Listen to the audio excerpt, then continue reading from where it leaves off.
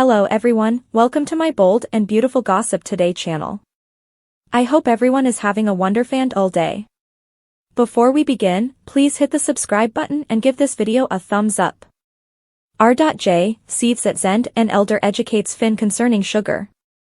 At Forrester, Zende strips himself off the work area as RJ inquires, "Who on earth do you assume you are, laying down with my sweetheart?" Zende tells his cousin he's completely justified to be frantic, however he didn't exploit Luna. RJ would even not like to hear him say her name. "It's your shortcoming. Your family. I confided in you." Zende wheezes, "Please accept my apologies, RJ. RJ cornmeal, betrayed by my own cousin. Zende RJ BNB. At the Oceanside house, Luna stresses to her mom that RJ will kill Zende. She's had a go at calling, however he won't get. Poppy comprehends that she needed to come clean with him. "Perhaps I can make sense of what occurred." Luna shakes her head no. She let him know all that and has never seen him so disturbed. She depicts his shock and how he felt so double-crossed. Luna let him know that Zende didn't exploit her, yet she's worried he will go up against him. In the fundamental office at Forrester, Liam and Trust take a gander at photographs of Beth and discuss their outing to the zoo. He smiles, "We made a decent one, didn't we?" Trust says it was pleasant for them three together. Despite the fact that she misses Douglas and her granddad Elder. Liam asks her where her relationship with Minister stands now that Sheila's never again near. Liam Trust BNB. At Il Giardino, Minister downs scotch and blazes to seeing 10 toes. He checks out at Sheila's messages and ponders, "Would you say you are alive? Or on the other hand, would you say you are in a tough situation? Also, who on earth is Sugar?" Finn shows up and Elder shuts the PC. Finn inquires as to whether he's at last acknowledged that Sheila is gone. They go over Minister struggling with relinquishing her. Finn muses, "For what other reason could you assume you saw 10 toes at the crematorium?" At the Oceanside house, Luna lets Poppy know there's still no word from RJ. Poppy feels awful. She despises seeing her child harming. No part of this would have occurred notwithstanding her damn mints. She discarded the medications.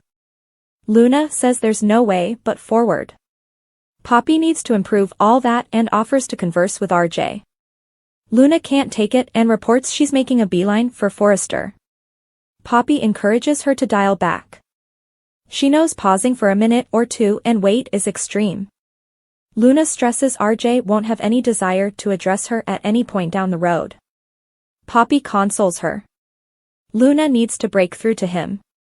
Poppy advises her to show restraint. RJ will return at last. Going there might disturb him more. Luna needs to take that risk. She needs to let him know the amount she cherishes him. Poppy Luna BNB. In the plan office, Zende lets RJ know that he thought Luna was into it and into him.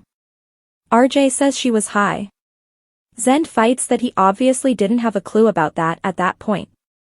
RJ shouts, "Shut up." Zende continues to talk. RJ seethes, "I advised you to quiet down. I don't need your reasons." Zende proceeds. "At the point when I returned to the guest house, she was in my bed.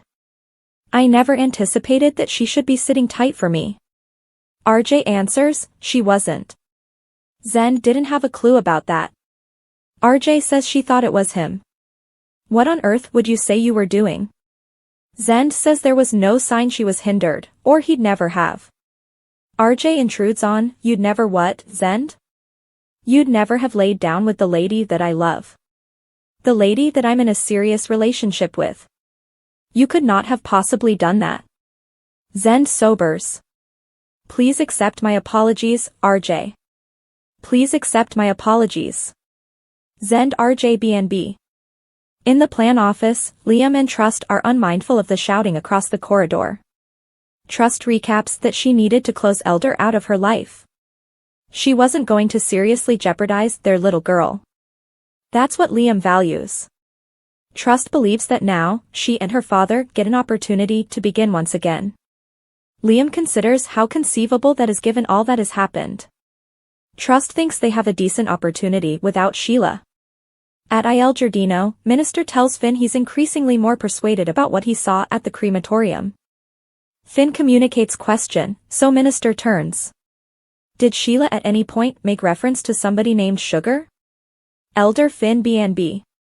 In the plan office, Zende recaps that he had no clue Luna would be in his bed that evening. I thought she was taking the principal action. RJ exhaust, she thought it was me. Her sweetheart. You don't have a reason. You know damn well the thing you were doing.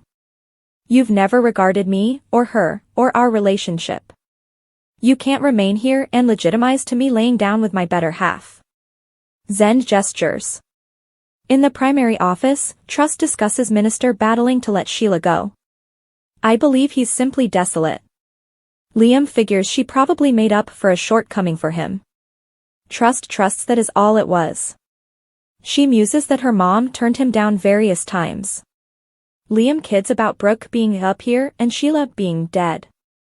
Trust says Minister thought he and Sheila shared something for all intents and purpose, however it wasn't close at all. Liam let him know precisely the same thing. Trust expresses that fortunately, Sheila is dead and ideally she'll at no point in the future be an issue in their lives. At Il Giardino, Finn thinks he'd recollect a name like Sugar. He lets Minister know that Sheila is dead.